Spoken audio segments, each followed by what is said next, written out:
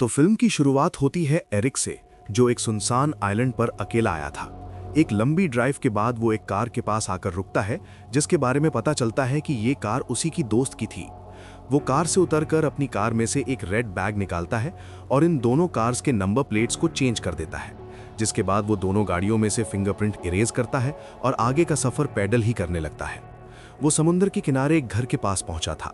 अपनी गन निकालते हुए वो पूरे घर को सर्च करता है, लेकिन यहाँ पर उसे कोई भी नहीं मिलता। पता चलता है कि वो यहाँ पर एक डेनीस नाम की औरत को ढूंढ रहा था, लेकिन यहाँ पर तो कोई था ही नहीं। एकदम से उसे लगता है कि जैसे किसी ने उसे पुकारा है।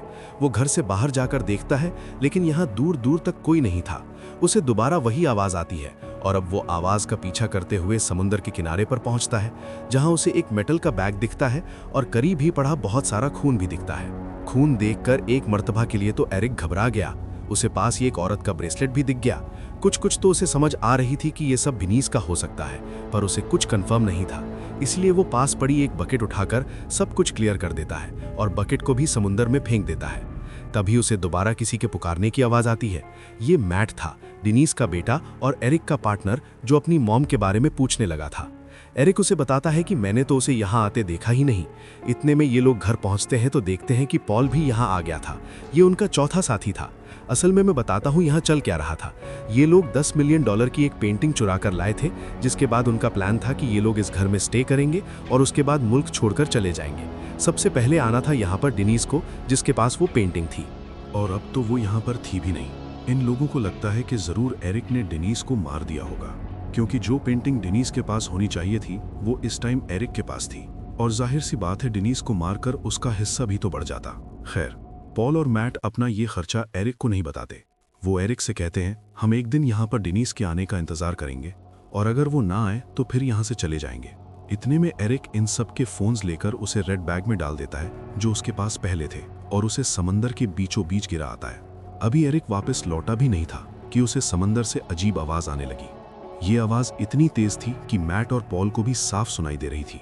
और अजीब बात इस आवाज में ये थी कि इस आवाज ने इन तीनों को ही हिप्नोटाइज कर लिया था और ये तीनों ही ज़ॉम्बीज जैसी चाल चलते हुए उस समंदर तक चले जाते हैं। और जब इन्हें होश आता है तो ये तीनों खुद भी नहीं जान पाते कि ये लोग यहाँ पर आए क्यों थे। खैर, ये लोग घर वापस आ जाते हैं और सोचते हैं कि ये सब जरूर थकावट की वजह से हुआ होगा। ये लोग सोने का डिसाइड करते हैं, पर मैट अभी भी अपनी मॉम के लिए परेशान था। पॉल उसे हौसला देता है और कहता है, वेट करते हैं, शायद कल तक तुम्हारी मॉम आ जाए। रात में अब पॉल एरिक के पास आता है और उससे सवाल कहता है, सच बताओ, कहीं तुमने तो डेनीस को नहीं मार दिया, डेनीस से अपना और एरिक का रिश्ता छुपाने के लिए।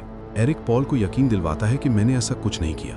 अंदर हम मैट को देखते हैं, जो जब नहाकर बाहर निकलता है तो उसे खून से भरी वही बकेट नजर आती है जिसे एरिक ने समंदर में फेंक दिया था।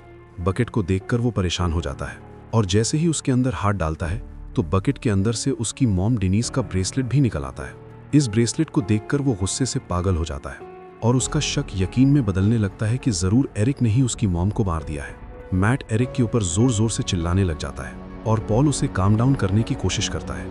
तीनों इस टाइम बहस में ही लगे हुए थे कि अचानक से इनके दरवाजे पर जोर जोर से नॉक होने लगी। दरवाजा इन्होंने खोलकर देखा, वहां पर एक लड़की थी, काफी घबराई हुई थी, जो उनसे मदद मांग रही थी। एरिक और पॉल उस लड़की की मदद करने के लिए यहाँ से भाग जाते हैं, जबकि मैट उस खून की बाल्टी को देखता रहता है और सोचता रहता है कि आखिर इस बाल्टी को यहाँ पर रखा किसने होगा। जैसे ही एरिक और पॉल उस लड़की की मदद करने के लिए समंदर के किनारे पहुंचते हैं तो देखते हैं कि वहां उनकी एक दोस्त बिल्कुल मरने की हालत में पड़ी हुई थी। एरिक उस लड़की को CPR देता है और होश दिला देता है, जिसके बाद एरिक उस लड़की को उठाकर अपने घर ले आता है। एरिक किन तीनों से सवाल करता है कि आप लोग यहाँ पर कैसे। वो लड़कियां बताती हैं कि हमारी बोट का एक्सीडेंट हो गया था और हम तैरते तैरते यहाँ तक पहुंचे हैं। ये लोग जब इन तीनों से नाम पूछते हैं तो ये तीनों अपने परियों जैसे नाम बताती हैं और ये नाम सुनकर ये लोग हंसते भी हैं और कहते हैं, अरे वाह, बिल्कुल कहानियों के कैरेक्टर वाले नाम हैं आप लोगों के। तो अब वो लड़कियां इन तीनों से इनके बारे में पूछती हैं तो ये लोग अपनी पहचान छुपाने के लिए झूठी कहानियां बना देते हैं। वो लड़कियां पूछती हैं, तो आप लोग यहाँ पर क्यों आए। एरिक कहता है कि हम यहाँ पर बैचलर्स पार्टी मनाने के लिए आए हैं। अब लड़कियां इनसे इनका फ़ोन मांगती हैं ताकि वो मदद के लिए किसी को बुला सकें, लेकिन फ़ोन तो इन्होंने पहले ही समंदर में फेंक दिए थे। तो एरिक यहाँ पर एक और झूठ बोल देता है और कहता है कि हमने एक रूल बनाया था कि हम इस पार्टी में फ़ोन नहीं लाएंगे। अब लड़कियों को ये बात अजीब लग रही थी, इसीलिए मैट उनसे कहता है, हम सुबह होते ही आप लोगों को कंट्री साइड पर छोड़ देंगे, जहाँ से कोई आपकी मदद भी कर देगा और आपको वहाँ पर फ़ोन भी मिल जाएगा। अब एक लड़की को वॉशरूम जाना था। पॉल उस लड़की को वॉशरूम का रास्ता दिखाता है और साथ ही वो पेंटिंग ट्यूब जो उन्होंने चुराई थी वो उठाकर बेड के नीचे छुपा देता है। और तभी उसकी नज़र उस रेड बैग पर भी पड़ जाती है जो एरिक ने समंदर के अंदर गिराया था।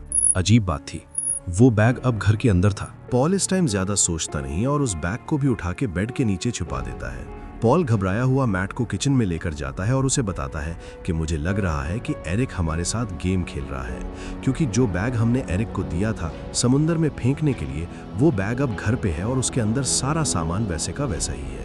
ये सुनकर मैट गुस्से से पागल होने लग जाता है और अब उसे यकीन हो जाता है कि जरूर एरिक उन्हें धोखा देने वाला है और उसी ने डेनीस को मारा है। जब एरिक उन्हें घबराया हुआ देखकर उनकी बातें सुनने के लिए आता है तो मैट उसे बहुत बुरा भला कह देता है। एरिक बात को संभालते हुए कहता है, अपने इमोशंस पर काबू रखो, हमें किसी तरह बस ये रात गुजारनी है। सुबह होते ही हम इन लड़कियों को अपनी ही कार की चाबी दे देंगे और यहाँ से निकल जाएंगे। ये तीनों भी अब उन तीनों लड़कियों के पास ही आ जाते हैं और वो लड़कियां इनसे गेम खेलने को कहती हैं, जिस गेम में इन्हें आपस में एक दूसरे के बारे में जानना था। एक लड़की यहाँ पर इन्हें बताती है कि वो तो प्रिंसेस है और उसकी बात सुनकर ये तीनों हंसने लग जाते हैं। दूसरी लड़की इन्हें बताती है कि वो कुंग-फू चैंपियन है और अपने आप को जाहिर करने के लिए वो यहाँ पर एरिक को पलटाकर चेयर पे भी गिरा देती है। ऐसे ही ये गेम खेलते खेलते इन लोगों की दोस्ती बढ़ने लग जाती है। इतने में ये लाइट भी चली जाती है। एरिक जब लाइट को ठीक करने के लिए बाहर निकलता है तो एक लड़की उसके पीछे ही आ जाती है। ये लोग एक दूसरे से अट्रैक्ट होने लगे थे और इसी सब के दौरान दोबारा इन्हें समुंदर में से वैसी ही आवाज सुनाई देती है जैसे इन्होंने दोपहर में भी सुनी थी, जो आवाज इनको हिप्नोटाइज कर रही थी। वो लड़की एरिक की ऐसी हिप्नोटाइज हुई हालत को देखकर परेशान हो जाती है और उसे होश दिलाने की कोशिश करते हैं, पर एरिक को होश नहीं आता। वो तो समुंदर की तरफ अब जाने लगे थे। आधे रास्ते में पहुंचे ही थे कि उन्हें होश आ गया और उन्होंने क्या देखा कि समुंदर के किनारे पर बहुत सारा खून और इंसानी जिस्म के ऑर्गन्स पड़े हैं। ये देखकर वो तीनों ही डर जाते हैं और वो लड़की जो एरिक के साथ थी वो एरिक की पॉकेट से गन निकालकर एरिक के ऊपर तान देती है और पूछती है, बताओ तुमने मेरे दोस्त के साथ क्या किया। समझ तो इन्हें भी कुछ नहीं आ रही थी। एरिक बताने की कोशिश करता है कि उसने दोपहर में भी ऐसे ही बहुत से निशान इस समुंदर के आसपास देखे थे। जरूर यहाँ पर कुछ बुरा हो रहा है, हमें लड़ने की बजाय अपने दोस्तों को ढूंढना चाहिए। असल में यहाँ से मैट और उसके साथ जो लड़की थी वो गायब हो चुकी थी। इससे पहले कि ये लोग कुछ और करते, समुंदर में से दोबारा वो आवाज आने लगती है जो इन्हें हिप्नोटाइज कर देती है। मुश्किल से ये अपने आप को होश में रखते हैं और पॉल एरिक से कहता है कि हमें घर वापस जाकर वहां कानों के अंदर कुछ लगाकर आना चाहिए ताकि ये आवाज हमें तंग ना करे और हम अपने साथियों को भी ढूंढ लें। जब ये लोग घर पहुंचे तो उन्होंने देखा कि वो लड़की पहले से ही घर में थी और मैप ढूंढने की कोशिश कर रही थी। एरिक को अब उसी के ऊपर शक होने लगता है कि जरूर वही ये सब तो नहीं कर रही। वो उसके ऊपर गन तान देता है और तभी समुंदर से दोबारा आवाजें आने लगती हैं। एरिक हिप्नोटाइज होने लगता है और वो लड़की इस सब का फायदा उठाते हुए एरिक के सीने के अंदर चाकू स्टैब कर देती है। कुछ देर बाद एरिक को जब होश आया तो उसने देखा कि उसे पॉल संभाल रहा था। पॉल उसे वॉशरूम में लेकर गया और टॉयलेट पेपर को गीला करते हुए उसने एरिक के कान में डाल दिए ताकि एरिक को कोई आवाज सुनाई न दे।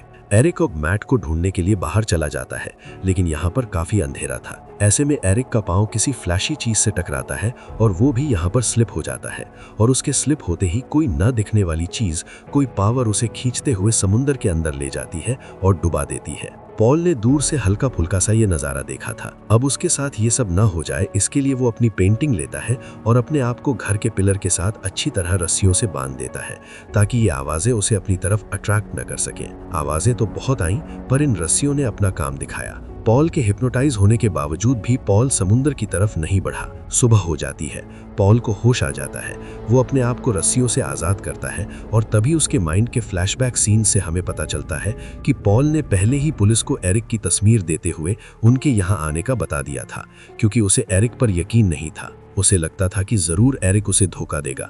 वो एरिक को पकड़वाना चाहता था, लेकिन यहाँ आकर तो खुद भी फंस गया। थोड़ी देर बाद उसने देखा कि वो तीनों लड़कियां समुंदर के बिल्कुल बीच में खड़ी हुई गाना गाते हुए उसे अपनी तरफ बुला रही थीं। ये वैसी ही मिलती जुलती आवाजें थीं जिसे ये लोग पहले सुन रहे थे। पॉल भी हिप्नोटाइज हुआ उस तरफ बढ़ने लग जाता है और आखिर वो लड़कियां उसे एकदम से पानी के अंदर खींच देती हैं। पानी के अंदर देखने को मिला कि ये लड़कियां आम लड़कियां नहीं थीं, असल में ये मरमेड्स थीं जो लोगों को इस तरह अट्रैक्ट करके यहाँ डुबा दिया करती थीं। अगले सीन में हम गिनीज को उसी समुंदर के किनारे बैठा हुआ देखते हैं। उसका पांव इस टाइम बहुत ज्यादा जख्मी था।